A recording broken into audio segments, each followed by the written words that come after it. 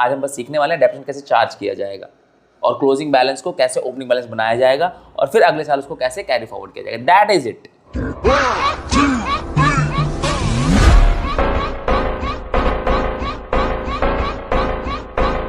Hello students, welcome back to the channel and one and only accountancy. तो guys, hoping पूरे दिल से कि पिछली वीडियो में जो हमने टॉपिक किया that was introduction to depreciation, यानी डेप्रिसिएशन के बारे में जो भी बेसिक बातें थे वो सारी हमने डिस्कस की थी एंड आई एम होपिंग कि वो आपको बहुत अच्छे से क्लियर हो गया होगा। आज हम बात करेंगे दोनों मेथड के एक बेसिक क्वेश्चंस के बारे में, यानी कि जो मशीनरी अकाउंट है या एसेट अकाउंट है वो किस तरीके से बनाया जाता है। It could be asset account, it could be machinery account, it could be furniture account, है ना। कोई भी एसेट का जो अकाउंट होता है वो बनाया कैसे जाता है। अब ऐसा नहीं है कि आपने ये किया हुआ नहीं है, एसेट अकाउंट आपने पहले भी बनाया हुआ है और आपको आता भी है, बट द डिफरेंस इज कि पहले जो आपने बनाया था वो सिर्फ एक अकाउंटिंग पीरियड का था, यानी एक एसेट का एक अकाउंटिंग पीरियड का अकाउंट।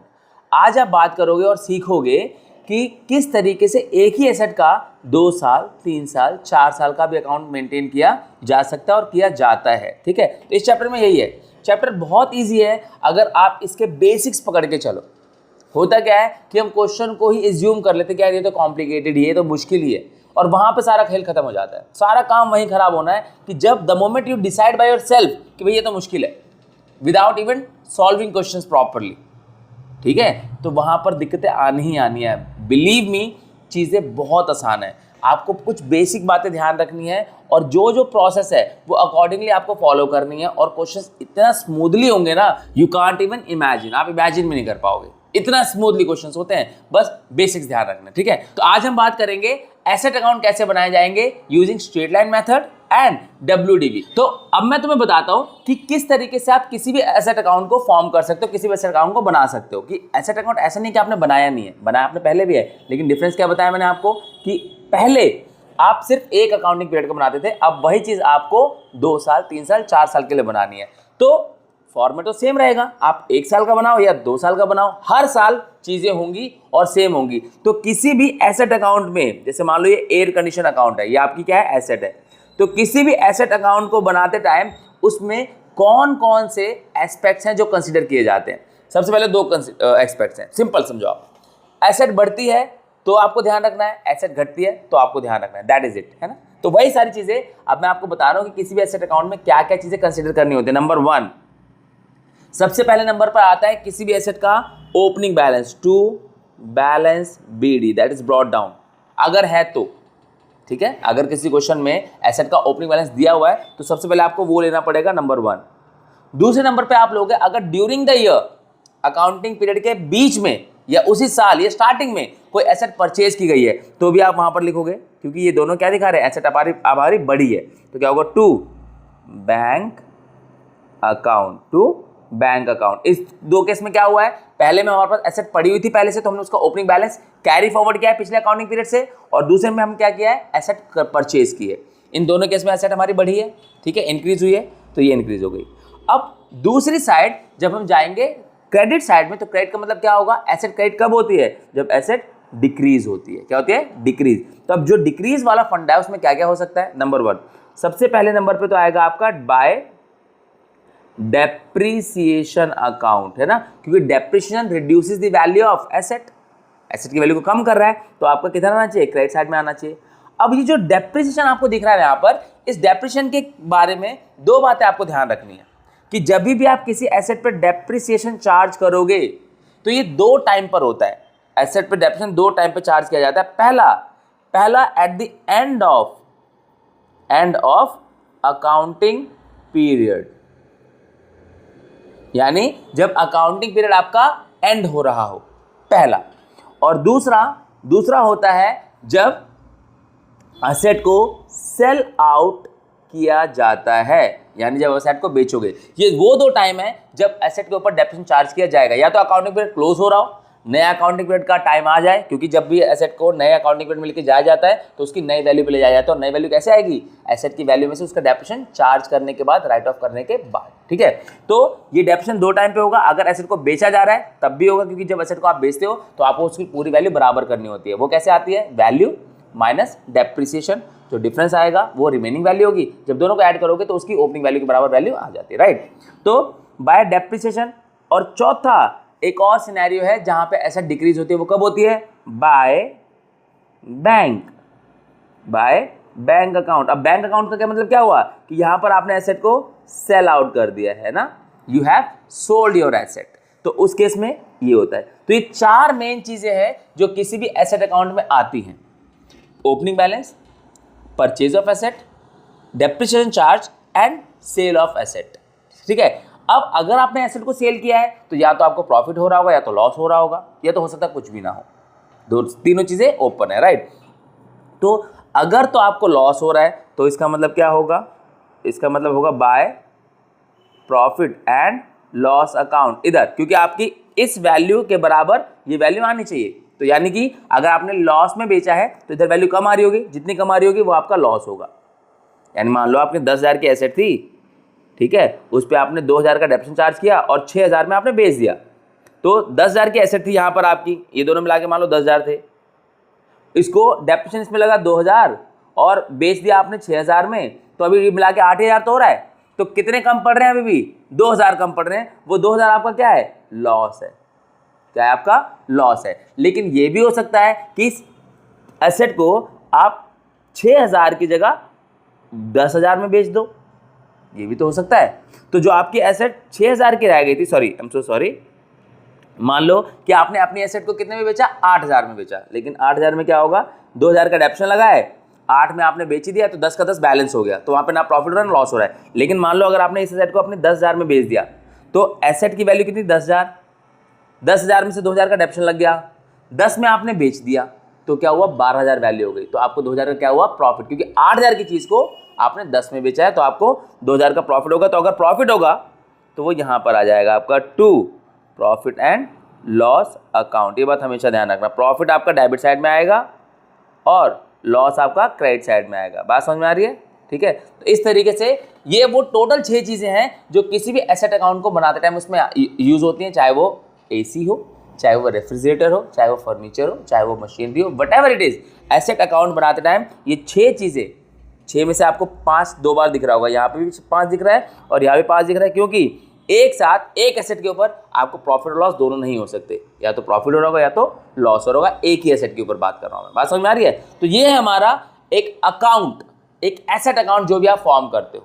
जब भी आपको एसेट अकाउंट बनाओगे ये 6 चीज़ें आपको कंसीडर करनी पड़ेगी। ठीक है, अब यही काम आपको एक बार की जगह 2 बार करना पड़ सकता है, 3 बार करना पड़ सकता है, 4 बार करना पड़ सकता है। क्या फ़र्क पड़ता है? जब चीज़ें सेम है तो वही ये चीज़ 2 बार करो, 3 बार करो, 4 बार करो, क्या फ़र्क पड़ता है? तो वही आज हम सीखने वाले हैं कि हम एक साथ 3 अकाउंट कैसे बनाएंगे किसी एक एसेट अकाउंट, एसेट के लिए। बात समझ में आ रही है? तो अब क्वेश्चन स्टार्ट करने से पहले लेकिन एक बात याद रखना कि जरूरी नहीं है कि हर क्वेश्चन में 6 की 6 चीजें आएंगी।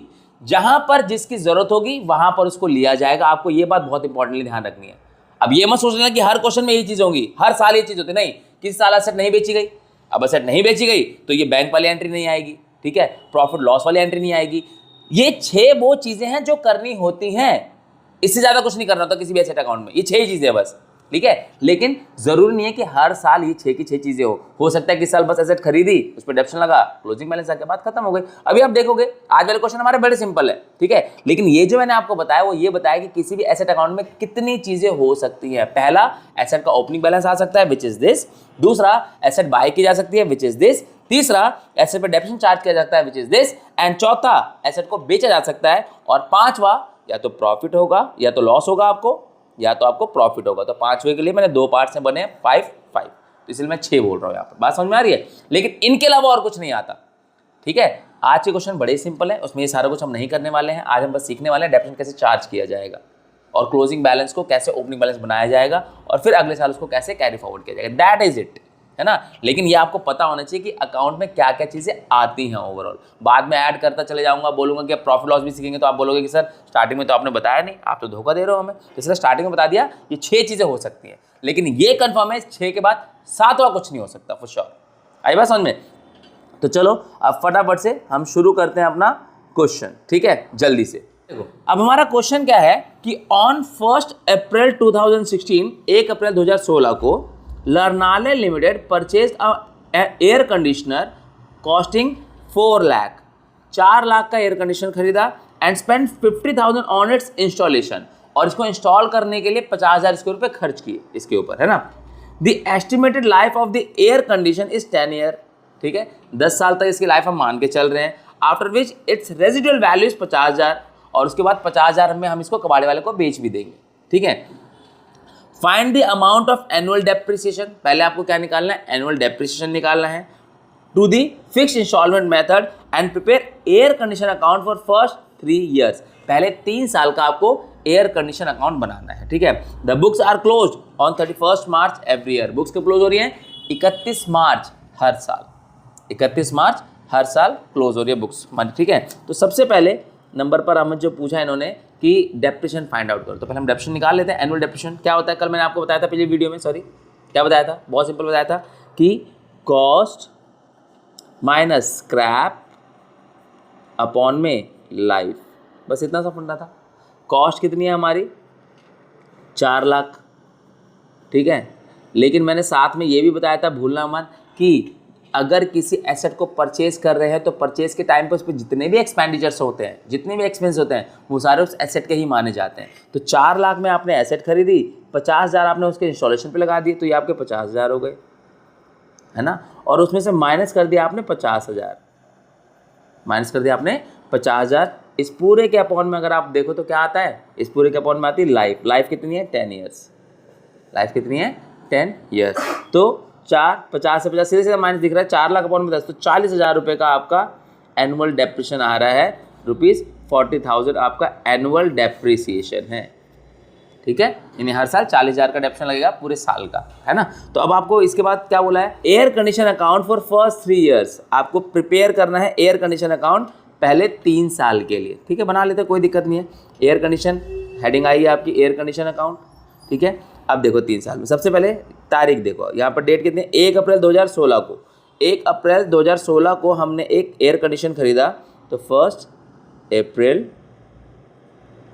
2016 को क्या होगा, आपने खरीदा है। मैंने क्या बताया था, ओपनिंग बैलेंस भी हो सकता है, इस क्वेश्चन में ओपनिंग बैलेंस नहीं है, तो हम क्या करेंगे, सीधा बैंक पाएंगे, टू बैंक अकाउंट, है ना, टू बैंक अकाउंट। कितना, 4 लाख का एसी था, उसमें 50,000 इंस्टॉलेशन में लग गए थे, तो कितना हो गया, 4,50,000। बात समझ में आ रही है, 4,50,000। फिर साल में कुछ भी नहीं हुआ है, कुछ भी लिटरली नहीं हुआ है ना। तो दूसरी एंट्री किसकी होगी, साल क्लोज होगा, और साल क्लोज कब होगा, 31 मार्च को, 31 मार्च 2016 को क्या होगा, बाय डेप्रिसिएशन अकाउंट, है ना, बाय डेप्रिसिएशन अकाउंट। कितना हम निकाल चुके हैं, एनुअल डेप्रिसिएशन कितना है 40,000 का, तो 40,000 हमारे आ जाएंगे एनुअल डेप्रिसिएशन, आ जाएंगे एनुअल डेप्रिसिएशन में। बात समझ में आ रही है। अब बाय एनुअल डेप्रिसिएशन में आ गए, बाय बैलेंस सीडी, खत्म, बाय बैलेंस सीडी। गाइस मैं ऊपर छोटी सी एक चीज शायद बताना भूल गया आपको ना, बैलेंस बीडी नहीं, सीडी नहीं बताया मैंने आपको। अगर सेल के बाद असेट बच गई तो बैलेंस शीट भी आता है, तो वो एक पार्ट मैं भूल गया हूँ बताना, ठीक है, जो मैं यहाँ क्लियर कर देता हूँ कि सारी चीज़ें करने के बाद अगर कोई एसेट बचती है that is called balance CD, जो कि कैरी डाउन होगा अगले साल के लिए, ठीक है। तो वहाँ पर थोड़ा सा लिख लेना, आप अपने नोट्स अगर बनाए हैं तो वहाँ पर लिख लेना कि लास्ट में बैलेंस सीडी भी आता है at the end of the accounting period. हमेशा सेल आप किसी भी डेट पे करो, डेप्रिसिएशन आप किसी भी डेट पे चार्ज करो, जो क्लोजिंग बैलेंस बचेगा वो हमेशा at the end of the accounting period बचेगा, यानी 31 मार्च जो भी साल होगा आपका, ठीक है। तो 31 मार्च 2016 को बाय बैलेंस सीडी कितना होगा भाई, 40,000 चले गए यहाँ से, तो 4,10,000 हमारा बैलेंस सीडी आ गया। अब इस साल ना तो सेल हुई है, सेल नहीं हुई तो प्रॉफिट भी नहीं होगा, लॉस भी नहीं होगा, है ना, कुछ भी नहीं दिखाया हमने, सिंपली हमने जो एसेट खरीदा वो दिखाया, डेप्रिसिएशन लगा वो दिखाया, और जो बच गया वो दिखाया, खत्म।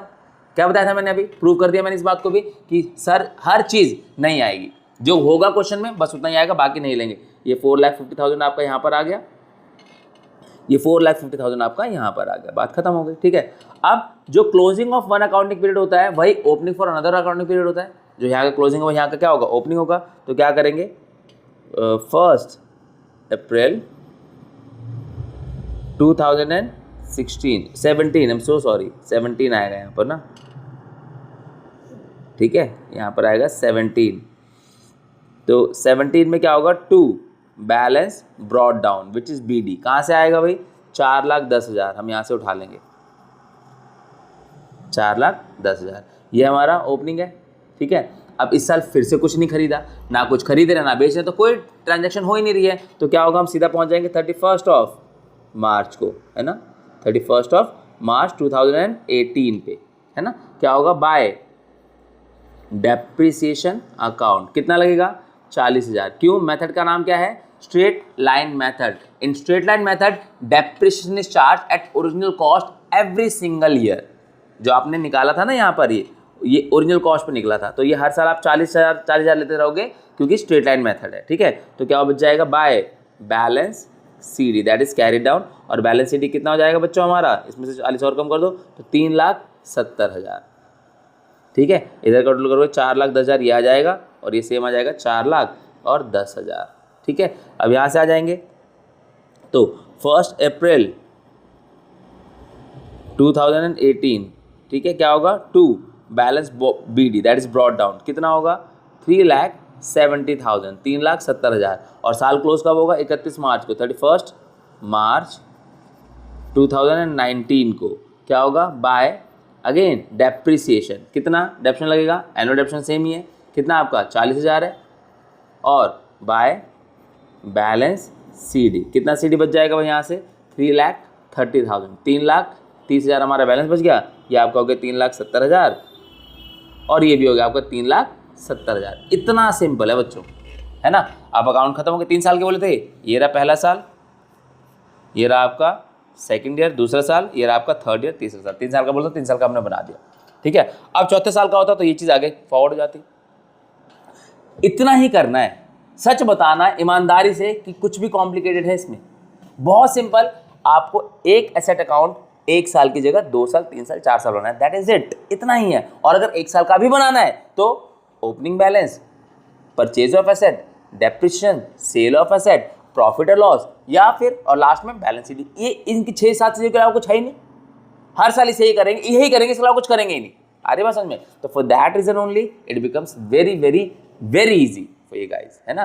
तो माइंड में नहीं घूमना चाहिए कि किसी बच्चे ने बता दिया, किसी दोस्त ने बता दिया कि अबे यार ये तो बहुत मुश्किल है। अरे भाई तेरे लिए मुश्किल है, तेरे से नहीं हुआ, डोंट टेल मी दैट, अपना काम कर। आ रही बात समझ में। और नहीं तो ये वीडियो दिखा देना, इजी लगने लग जाएगा, है ना। First of all you have to convince yourself कि हाँ ईजी है। हम क्या करते हैं, दूसरों की बात सुनने लग जाते हैं कि उसने बोल दिया, अरे उससे नहीं हो, उसका प्रॉब्लम है ना, let it be with him, तुम तो अपना देखो। अरे बस समझ में, तुम्हें समझ में आएगा, तुम्हें कोई दिक्कत नहीं होगी, बस थोड़ा सा टाइम इन्वेस्ट करना पड़ेगा। अदरवाइज जल्दी जल्दी फटाफट मैं पढ़ा सकता हूँ, कोई दिक्कत वाली बात नहीं। सीधा क्वेश्चन करूँगा, कुछ समझाऊंगा नहीं, ऊपर से बता दूँगा, क्या फायदा होगा उसका, दैट वुड कंप्लीट वेस्ट, है ना। तो तुम बस ये देखो कि ये इन्वेस्टमेंट है तुम्हारी, इसको हल्के में मत लेना। थोड़ा टाइम लगेगा भाई, पहली बार कर रहे हो, समझने के लिए करो तो टाइम तो लगेगा, लेकिन अब तुम सोचो कि नहीं मैं तो जल्दी जल्दी कर दूंगा, जल्दी जल्दी कर लूंगी, ऐसा नहीं होता है। पढ़ाई ऐसे नहीं होती, और ये प्रोफेशनल कोर्स है तुम्हारे लिए, आगे चल के ये प्रोफेशनली करना है तुम लोगों को, तो इसके फंडामेंटल्स बिल्कुल क्लियर होने चाहिए तुम्हारे, है ना। क्योंकि अब ऐसा नहीं है ना कि ये तुम्हारा पीछे छोड़ देगा। अब ये सेम चीज 12th में जाएगी, चैप्टर में चले जाएगी। अब आप बोलोगे चैप्टर में डेफिनेशन थोड़ी ना होगा, नहीं होगा, लेकिन डेफिनेशन का कॉन्सेप्ट होगा। कैश फ्लो स्टेटमेंट नाम का एक चैप्टर है, इसमें पूरा डेफिनेशन का कॉन्सेप्ट लगता है एज इट इज। तब क्या करोगे, तो 11th की तुम्हारी जो अकाउंटेंसी है वो बहुत बहुत बहुत ज़्यादा इंपॉर्टेंट है। तो किसी भी ट्रैप में मत फंसो कि मैं फट से कर लूँगा, 2 मिनट में कर लूँगा, एक वीडियो में कर लूँगा। नहीं करना है, नहीं करना है, समझना है। फंडामेंटल्स और बेसिक्स क्लियर होने चाहिए, तब जाके काम बनेगा, वरना फायदा नहीं है कुछ भी, ठीक है। चलो अब बढ़ते हैं। ये ऐसा ही एक क्वेश्चन हम करेंगे, किससे, using WDV, return down value method. आज हम इसकी बात करेंगे एक और क्वेश्चन की, ठीक है। क्या देखो कि on 1 April 2016 Bantu purchase a furniture costing 4 lakh at the rate of depreciation of 10% WDV। अब रिटर्न डाउन वैल्यू मेथड चल रहा है, रिटर्न डाउन वैल्यू मेथड चल रहा है। अब अरे बात समझ में, तो इससे डेप्रिसिएशन चार्ज करना है। अब डेप्रिसिएशन चार्ज किससे करना है, रिटर्न डाउन वैल्यू मेथड से। तो क्या होगा, prepare furniture account for the first 3 years. 3 साल का फर्नीचर अकाउंट बनाना है। क्या बोला है, 4 लाख में खरीदा था, 10% का डेप्रिसिएशन लग रहा है, और 3 साल का अकाउंट बनाना है। बहुत सिंपल है, बना लेते हैं। देखो क्या है, सबसे पहले कितनी तारीख को खरीदा की थी एसेट भाई, 1 अप्रैल 2016 को। तो 1 अप्रैल 2016 क्या होगा, 2 बैंक अकाउंट, है ना, 2 बैंक अकाउंट। पहले से बैलेंस नहीं पड़ा हुआ तो ओपनिंग बैलेंस नहीं दिखाएंगे, कोई दिक्कत नहीं है, जो है वही यूज़ करेंगे ऑब्वियसली। तो क्या होगा यहाँ पर, 2 बैंक अकाउंट, कितना कितने में खरीदी थी हमने? 4 लाख में, ठीक है। उसके बाद साल भर में ना तो कुछ बेचा गया है ना कुछ और खरीदा गया है, कुछ भी नहीं है, तो हम पहुंच जाएंगे सीधा at the end of the accounting period 31 मार्च 2017। क्या होगा? बाय डेप्रिसिएशन, है ना, बाय डेप्रिसिएशन अकाउंट। कितना? 4 लाख पे 10% लगा दो आप तो 40,000 लग जाएगा, आपका काम खत्म। क्या होगा? By balance CD. कुछ और नहीं खरीदा, कुछ भी नहीं किया हुआ है। कुछ और किया है तो बताओ। ना तो कोई ओपनिंग बैलेंस था, नहीं दिखाया, ना तो कोई एसेट को सेल कर रहे हैं, नहीं दिखाएंगे। तो क्या होगा? सीधा सीधा खेल किसके बीच में चल रहा है? ओपनिंग बैलेंस, क्लोजिंग बैलेंस और डेप्शन के बीच में। तो ओपनिंग बैलेंस 4 लाख का था, उस पर 10% का डेप्शन लग गया 40,000 का, ठीक है। और बैलेंस सीडी बच गया हमारा 3,60,000। आई बात समझ में? ये हमारा बैलेंस सीडी हो गया। जो बैलेंस सीडी होगा अकाउंटिंग पीरियड का एक का, वो अगले का ओपनिंग होगा। Closing of one becomes opening for another. तो ये रहा आपका। तो क्या होगा? 1 अप्रैल 2017 को क्या होगा? 2 balance BD that is brought down. कहाँ से आएगा? ये 3,60,000 यहाँ का ओपनिंग हो जाएगा 3,60,000। आ रही बात समझ में? कोई दिक्कत यहाँ तक नहीं। अब जो यहाँ का ओपनिंग है, साल में कुछ हुआ? कुछ भी नहीं हुआ। तो पहुँचेंगे सीधा कब? 31 मार्च को। 31 मार्च 2018 पे पहुँच जाएंगे, ठीक है। क्या होगा? बाय डेप्रिसिएशन अकाउंट, ठीक है। तो डेप्रिसिएशन कितना लग जाएगा? 4 लाख का 10% कितना करता है? 40,000। तो 40 लग जाएगा यहाँ पर, है ना। यही करेंगे ना हम। गलत हो गया, गलत। मेथड का नाम क्या है? मेथड का नाम है WDV, return down value method. क्या बोलता है कि नई एसेट की जो वैल्यू आएगी ना, उसके ऊपर डेप्रिसिएशन चार्ज होगा। समझ में आ रही बात? Return down value method, diminishing balance method, reduced value method, तीनों में से कुछ भी नाम बोला जाए, तरीका यही कहता है कि जो नई वैल्यू आएगी, यानी ओपनिंग बैलेंस जो होगा ना उस साल का, उसके ऊपर डेप्रिसिएशन चार्ज किया जाएगा, ना कि ओरिजिनल कॉस्ट पे। ओरिजिनल कॉस्ट वाला मेथड दूसरा है। वो कौन सा मेथड है? SLM, straight line method. ये नहीं है ऐसा। ये क्या होगा? डिमिनिशिंग बैलेंस मेथड, यानी जो वैल्यू डिमिनिश हो जाती है, कम होके, उस वैल्यू पर डेप्रिसिएशन चार्ज किया जाता है। रिटर्न ऑन वैल्यू मेथड, यानी कि डेप्रिसिएशन चार्ज करने के बाद, राइट ऑफ करने के बाद जो वैल्यू बचती है, उस पर डेप्रिसिएशन चार्ज किया जाता है। बात खत्म हो गई। आ रही बात समझ में? तो ये जो है आपका कितना? 40,000। ये क्या है? ये गलत है। ये क्या है? गलत है। आई बात समझ में? तो कितना लगेगा? 3,60,000 आपकी ओपनिंग बैलेंस है एसेट की वैल्यू। इसका 10% 36,000 होता है। आई बात समझ में? 36,000 निकाल के बताऊँ क्या? बताओ निकाल के। 3,60,000 है ना, इनटू में 10/100। भाई यहाँ से आया, बाई चांस अगर तुम्हें कोई दिक्कत हो इसमें तो ठीक है, बट होगी नहीं, हम श्योर। उसके बाद आता क्या? By balance CD. Balance CD कितना होगा? 3,60,000 में से 36 चले गए तो तुम्हारा कितना आ जाएगा? 3,24,000। 24 से आएगा ना भाई। 24 और 6 30 और 30 60। हाँ ठीक है। अब ये आएगा हमारा 3,60,000, ठीक है। यहाँ पर भी आएगा 3,60,000। कोई डाउट है किसी को? नहीं है, हम श्योर नहीं है। अब यहाँ से जो क्लोजिंग है अगले साल क्या हो जाएगा? ओपनिंग कितनी तारीख को? 1 अप्रैल 2018 को। क्या होगा? 2 balance BD that is brought down. कितना? 3,24,000, ठीक है। अब फिर से साल भर में कुछ नहीं हुआ है तो हम पहुँचेंगे 31 मार्च को। 31 मार्च 2019 को क्या होगा? Bye depreciation. किस पे लगेगा? रिड्यूस्ड वैल्यू पे, यानी इस नई वाली वैल्यू पे। 3,24,000 का 10%, 3,24,000 इंटू 10/100 आएगा 32,400 रुपये। ये तुम्हारी वैल्यू आएगी, 32,400 रुपये वैल्यू आएगी। बात समझ में आ रही है? तो अब हम क्या करेंगे इसमें, ठीक है। 32,400। अब बैलेंस सीडी निकालेंगे, बाय बैलेंस सीडी। कितना आएगा? 3,24,000 में से तुमने माइनस कर दिया भाई 32,400, 3,24,000 इसमें से माइनस करोगे आप 32,400, तो यहाँ पे आ गया आपका 600, यहाँ पे आ गया आपका 1, यहाँ पे 12 में से गया 9 और ये आ गया आपका 2। तो 2,91,600 क्या आ जाएगा? 2,91,600 और यहाँ पर आपको बन जाएगा टोटल 3,24,000, 3,24,000। बात समझ में आ रही है? तो इस तरीके से आप WDV मेथड का यूज़ करते हुए एसेट अकाउंट बना सकते हो। आज हमने 2 बहुत ही बेसिक्स लेकिन बहुत इंपॉर्टेंट, क्योंकि तुम कितने ही कॉम्प्लिकेटेड क्वेश्चन कर लो, कितने ही अजीब गरीब क्वेश्चन कर लो, बेस यही है, फंडामेंटल सही रहेंगे, ये नहीं बदलने वाले। तो ये क्वेश्चन बहुत ज़्यादा इंपॉर्टेंट है आपके लिए, ये कॉन्सेप्ट बहुत ज़्यादा इंपॉर्टेंट है आपके लिए कि किसी भी एसेट अकाउंट में सबसे पहले तो क्या क्या चीज़ें आनी चाहिए। मैंने आपको बताया 6 से 7 चीज़ें आएंगी। 6 आएंगी क्या? Opening balance, purchase, sale, depreciation, profit loss और क्लोजिंग बैलेंस, ये 7 है टोटल। आ रही बात समझ में? तो ये है। और फिर उसके बाद अकाउंट जब बनाते हैं तो हम ये देखते हैं कि उस अकाउंट को बनाते टाइम उसमें क्या क्या चीज़ें आ रही है, क्या प्लस हो रहा है, क्या माइनस हो रहा है, दैट इज इट, और कुछ भी नहीं, है ना। किसी भी एसेट को बनाते टाइम आपको बहुत ही बायस्ड होना पड़ता है टुवर्ड्स दैट अकाउंट ओनली। आपको बस ये देखना है कि वो अकाउंट क्या हो रहा है, वो बढ़ रहा है तो रिकॉर्ड करेंगे, वो घट रहा है तो रिकॉर्ड करेंगे। अपार्ट फ्रॉम दिस हमें कोई मतलब ही नहीं है। मैं कौन सा अकाउंट बना रहा हूँ? मैं बना रहा हूँ फर्नीचर अकाउंट, तो मुझे बस एक ही 2 बातों से मतलब है कि फर्नीचर बढ़ा तो मेरे मतलब का है, फर्नीचर घटा तो मेरे मतलब का है, अदरवाइज मेरे किसी मतलब का नहीं है ये। आ रही बात समझ में? तो यही है, बाकी चीज़ें मेरे मतलब की नहीं है, सॉरी, ठीक है। तो ये है हमारा how to make asset account using these 2 methods and charging depreciation.